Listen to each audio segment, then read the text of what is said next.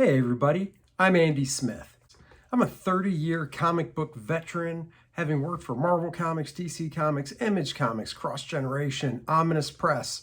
You name it, I've probably worked for them. And I do other things art-wise outside of comics in the field of advertising.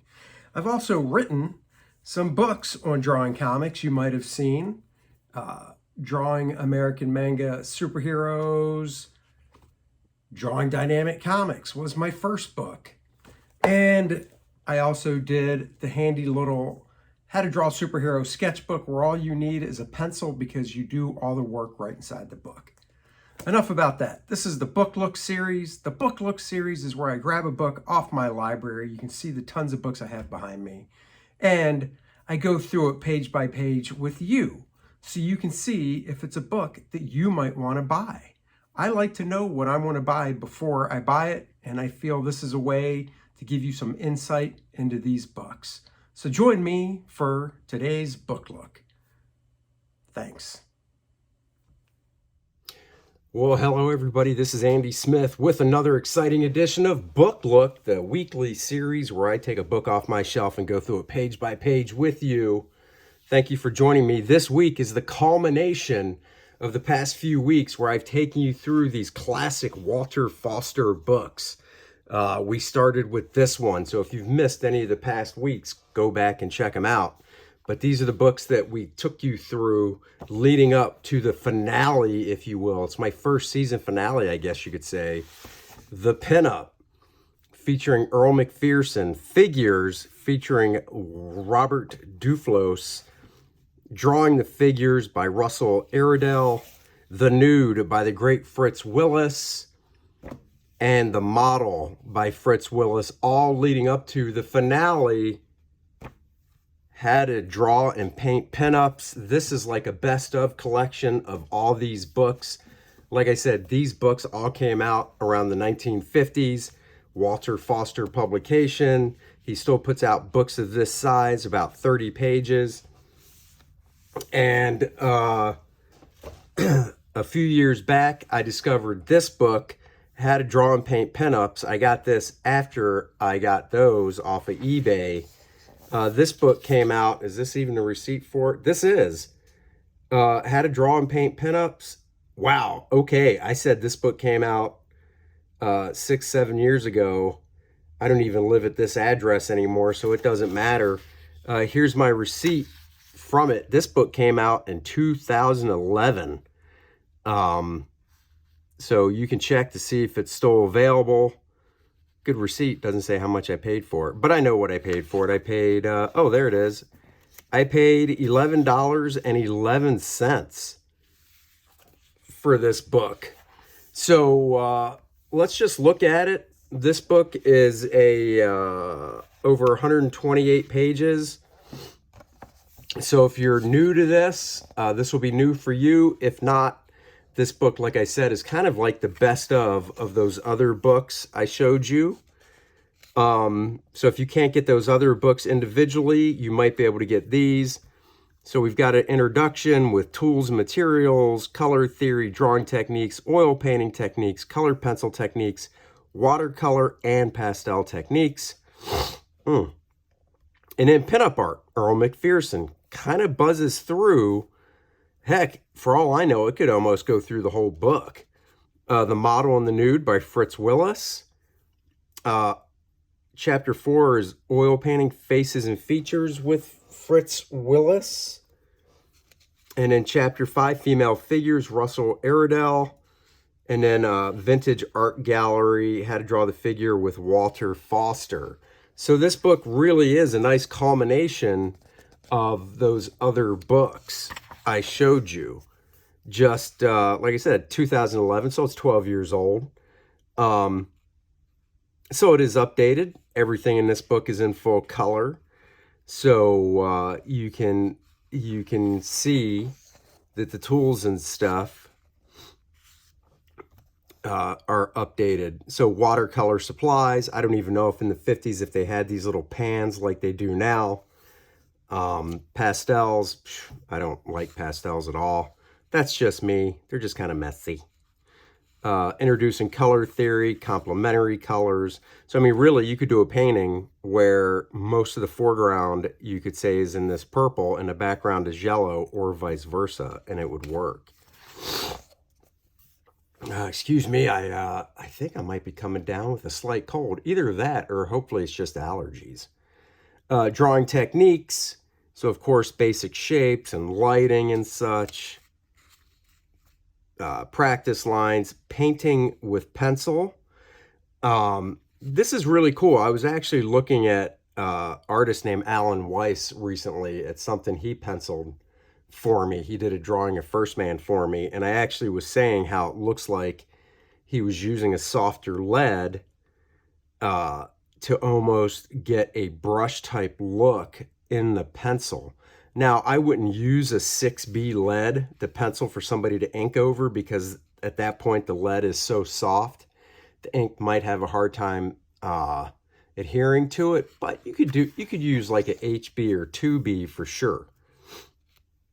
Some oil painting techniques, colored pencil techniques. None of this stuff is really covered in those other books. So that is one of the nice things about this updated book, is seeing these different techniques here. I mean, this is colored pencil right here. This is just beautiful. And then some watercolor techniques, wet on dry, and then variegated wash here, and how that applies, wet on wet into wet, glazing, and so on and so forth. Excuse me. And then pastel techniques as well. And then we get into pinup art. So here, this, wow, look at that. They literally just reprint the cover. Now, who knows? This could show the probably most of what was in that book, except the reproductions are just so much nicer in this one compared to the original book from the 50s. So yeah, if you go back and look at the previous book look I did of that original book, you'll probably see some of this stuff. I love this figure still. I just love that. He really did a great job of taking models and then stylizing them to give them that ideal female figure look. You can see how he does the model. These dotted lines show the original figure, but how he pulls it in to give it a more idealized look. So I think that's really cool. And then you see his palette that he was working with as well.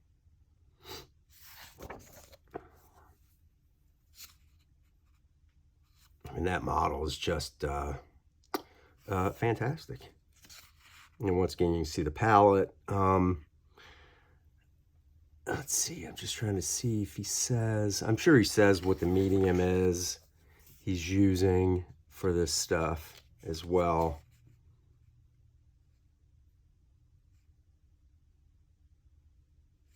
Oh, I do remember this. He actually, so this pattern here on the woman is actually real. It's not painted. He actually cut these pieces out and pasted them down. I think that's a very cool mixed media, using real cloth and stuff over the painting.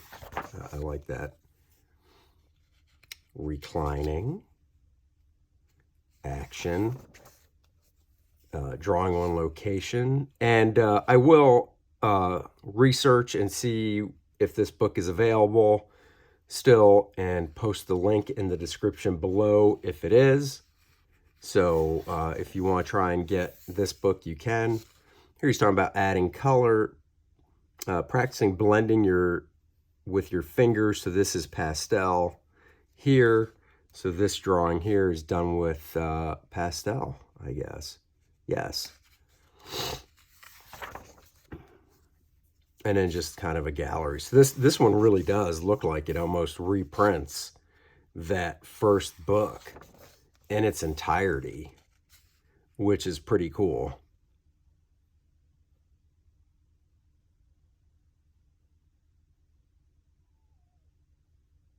Now see, this is cool because I don't know if these are two separate paintings I think these are two separate paintings. No, I take it back. He might have painted this separate and then cut it out and pasted it down over top. So that's pretty cool. And in chapter 3, The Model and the Nude, Fritz Willis, like I said, did the 2 books that I spotlighted. So this chapter just combines these 2 books. And I mean, this is, if you remember the book looks from the past, these are right on the money. I mean, just like the other one was. These are the most recent. This reproduction looks to hold up pretty much the same. I mean, they probably had to use the books to shoot the files from for the reproduction, because I'm sure they don't have the original print files, however they were from back in the 50s when this book was created 60 years later. But one of the things I liked about that book was creating the flesh color. It's always one of the hardest parts. So the reclining nude sketch. So this one I think is put together a little better in regards to order, because if I remember the other book, it showed these, but then it showed these later, where it should have showed these first and then this. And then it goes right to the 2-page spread nude. The other book's better because it doesn't have, it's not as thick, so you can really see the detail in the crease there and stuff. But I still like how it shows the palette, color palette used. Sitting nude sketch. This is the exact same spread from that first book I showed you guys.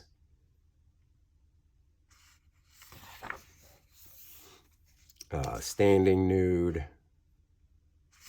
So yeah, so this, like I said, this trade paperback here collection that is 128 pages, whereas the other books were only 30 pages, really does a great job of collecting everything. Now, the thing with Fritz is he doesn't really tighten up the waist as much as Earl Macpherson did.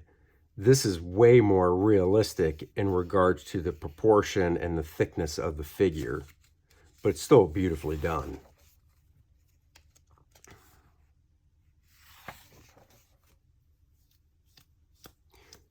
I think I like Earl Macpherson's figures a little better because of the stylization, but I really love the faces that Fritz does.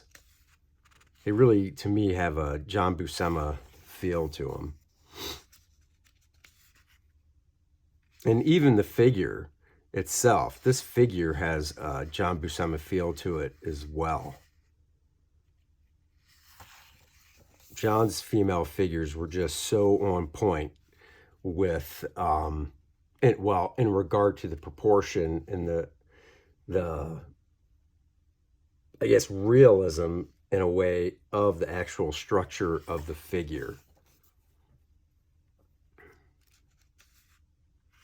The sitting nude showing the palette that was used. Who knows, maybe if I ever get to a point of retirement where artists, when they retire, some will be like, I'm going to go paint landscapes now in my retirement. Maybe I'll finally get around to actually going through these books and practicing along and retire just painting pinups. Who knows? This is still one of my favorites. You see the palette. I really love seeing just the pencil sketch for some of this stuff, not finished up.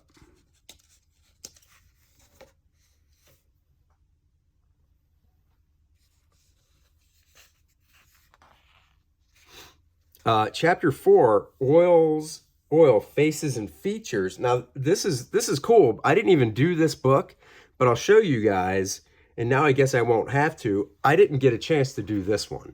Now, this is a newer one that I picked up, I think when I found it, and this came out in 2003, 89, 97, and 2003, and it's off of a book, you know, one of the older books. So I didn't get a chance to do it because most of this book is covered right here in this chapter. So we can just look at this chapter for it. But it's cool because it's just about faces and features. I'm pretty sure this is Fritz Willis as well. And I love, like I said, I really like how he puts a female face together. It gives me a very John Buscema vibe. And then it goes into the lips. It shows a palette. Of course, this is no background to really tie to it, so it really is just going with the pinkish red lips. But it does show them from different angles, which I think is very cool. Gets into the eyes and painting of the eyes, but you can just see how he constructs the eyes with the eyelashes and such, which is very nice. The nose and the hair. I love seeing these different takes on the hairstyles. This gives me a Steve Rude feel of how the hair is blocked in and constructed, because it really is more of a big shape mass for the hair, and not what a lot of artists make a mistake when they start off, which is trying to draw individual hair. You want to start off with the overall mass first, break down the lighting with the hair as one mass, one shape, and then after you do that, you can get into the details of individual hair and such.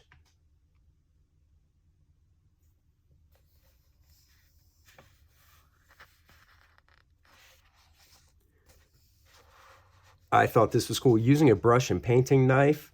I mean, this really is pretty cool, going from these steps to here. Now, these look like it really is the steps for these 4, but from this 4th step to this 5th one, I'd like to have seen another stage in between, because I know there had to be one. It wasn't just wham, this to that.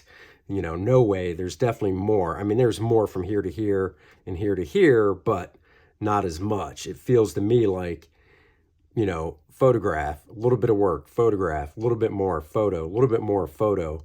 Do. Oh no, I forgot to take a photo. Well, here it is. So.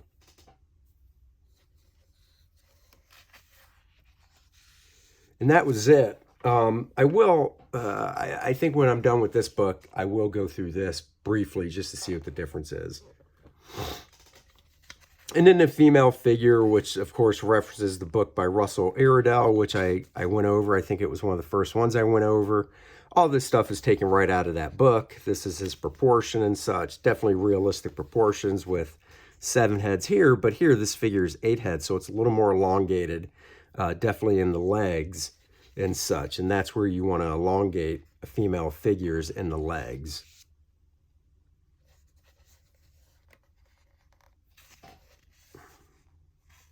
Nice balance and rhythm to the figure. I remember his book really showed a lot, not a lot, but really broke down just basic forms nicely as well for light and shadow. Went into different poses and such. I like how he puts just like the headpiece on and then nothing else. I think growing up, my mom would wear something like that, and we'd call it a babushka. A babushka. Very nice, just showing the leg studies. A little bit more. This gives me a big Steve Rude vibe, if you've seen Steve Rude sketchbooks. Frame within a frame. And what he's talking about is the outside border of the whole piece is a frame, but then he framed her face nicely with the arm.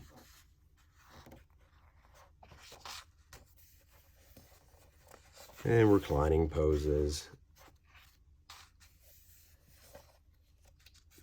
I'm going through this book a little quicker than the other ones because it is just reprinting the other ones. If you really want to see the other books more in depth, go back and watch the previous book looks for those. This book, like I said, it's just a nice compilation of all the books, taking the best parts of them and putting them together in one book.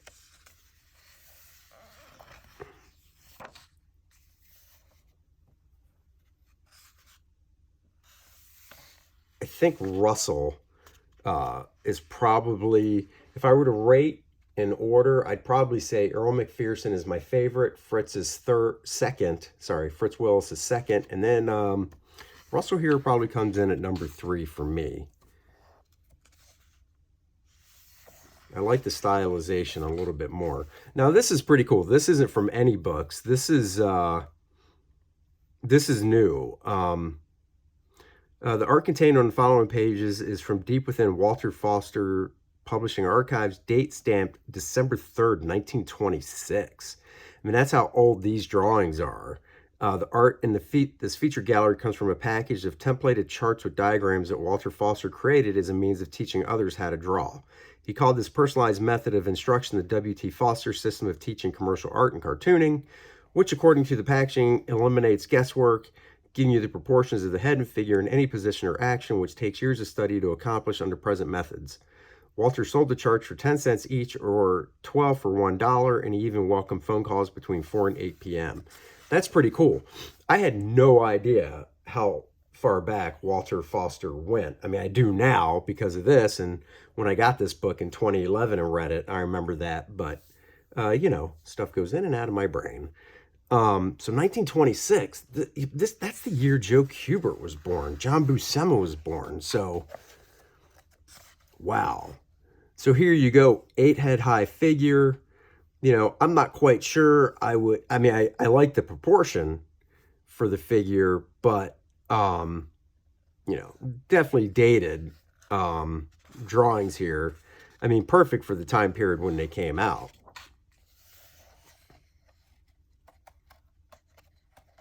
Not quite sure you'd really learn to draw from this stuff. I mean, I guess you would learn proportion and such. And then fashion illustration, maybe that's what Walter was known for, was fashion illustration. Not sure. But it's cool because he was definitely, you know, an artist, you know, not just a guy going, let's publish books. And in here, become a fan of Walter Foster Publishing on Facebook and follow us on Twitter. So that's cool. I mean, you know, carrying on the business and such. But that's it. This book, when it came out, was $19.95. I got it off Amazon for $11.11. You know, Amazon does a nice discount on things. So I will see if this book is still available and post a link if it is. Let's just go through this one real quick to see how it holds up to that single chapter. This book, once again, is, let's see, 30 pages like the other ones. I like how they keep the format over all these years. 1950s, same size, 30 pages. This book came out 2003, same size, 30 pages. Walter passed away in 1981 at the age of 90. So, you know, wow. Wow, he was born in 1891. That's pretty cool. All right, so let's go through this here. So lighting the subject. It's so funny. It's my memory for you. I just looked at the book. This is new. I don't remember seeing this in that compilation book. So pretty cool here, straight on shot. A few easy steps to get to that. Using very simple colors. Talking about patterns. You know, once you start looking for patterns, you'll see them everywhere.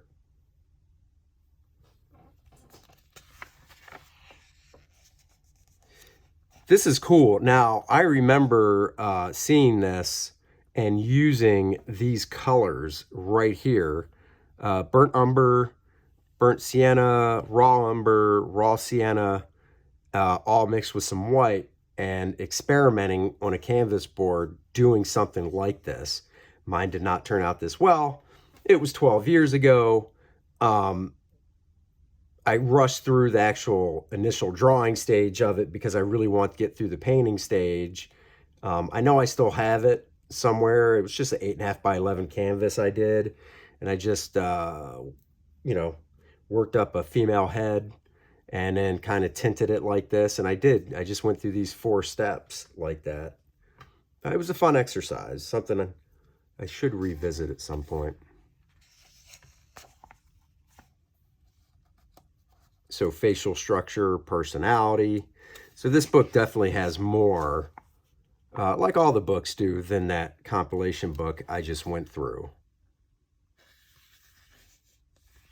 I know stores like Michael's and Hobby Lobby on end caps carry these books compared to regular bookstores. Of course, Amazon, and then, you know, eBay and such as well. Hairstyles we talked about in that one. Planning and drawing, I believe, was in that compilation book. Portrait on toned canvas. This one was not in the book. This is cool. The 3 sections of the drawing above show the first steps for toning a canvas. In practice, you apply each tone over the entire surface. After drawing the subject, use a large flat sable brush to apply a transparent tone of cadmium green pale, thinned with turpentine and a few drops of linseed oil. Allow it to dry thoroughly, then apply a second wash of burnt umber over the green and allow this to dry before continuing. So it's that's weird, because it's basically step 1, 2, 3, but it's going that way. So that's weird. You'd think it would be left, middle, right. So, okay. That's why you got to read. And then he goes into doing some of the painting, and this is all he used palette-wise for that that exercise.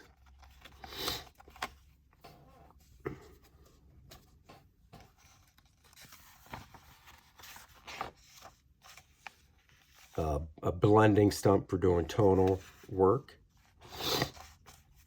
Excuse me. Then goes into the eyes. This was in that book. I remember that. And then, unlike that book, and the previous books that only really featured women, this book actually does have not much. This book is 30 pages. We're on page 26, but it's finally like, we should show something with the male head, I guess. It's like, well, thank you very much. Men do exist. Yeah, well, and that is it. So that's pretty funny. And then it gets back to that. So that's cool, though, because these guys were pinup artists, man. And pinup artists, you know, did the ladies.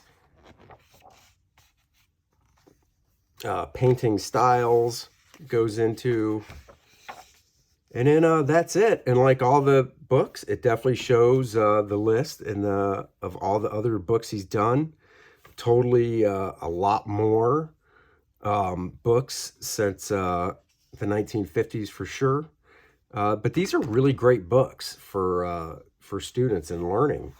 So there you go. The past few weeks, we have gone over pretty in depth these Walter Foster books when painting the pinups.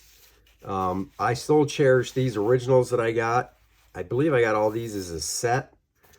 I don't remember if they were off eBay or at an antique store, because I love visiting those. But if you can't track these down, maybe you can track this one down and this one down. Thank you for joining me, guys. Next week, a new book look coming your way. It is, spoiler alert, another, actually, it's not a Walter Foster book, but it is the same format. I'll just show you the preview of it. Almost the same size. This is the Grumbacher Library. I literally just picked this up 2 weeks ago when we were in Greenville over Memorial Day. The Art of Painting Sports. This one is totally different. Oil, acrylics, and such. But this is a finished painting right here. Right here. I love this. I love this so much. As much as I love these beautiful pinup artists, when it comes to sports painting, I love this style so much because there's so much movement and motion to it. So this book, I think you'll really enjoy seeing next week. So that's next week. Thank you for joining me on this book look. Like, subscribe, and share. I'm trying to grow this channel, and with you guys sharing it, leaving comments, YouTube loves that. It really helps out. Check out my new campaign, Kor-Drath the Reckoning. Badass, barbarian, bombastic, bloodshed, barbaric action, 76 pages. If you like Game of Thrones, Conan, Dungeons and Dragons, I guarantee you'll like Kor-Drath. His tribe is slaughtered, which sets him out on a vengeance-filled, rage-filled, just mad dash, if you will, with Adriana, his sorceress girlfriend from the Black Eagles tribe, to find out who slaughtered his tribe and why they did it. It's a mystery, has layers like onions, 76 pages. I'm on page 60. We're getting it done. Check it out. Here's the trailer. I'll see you guys next week. Bye-bye.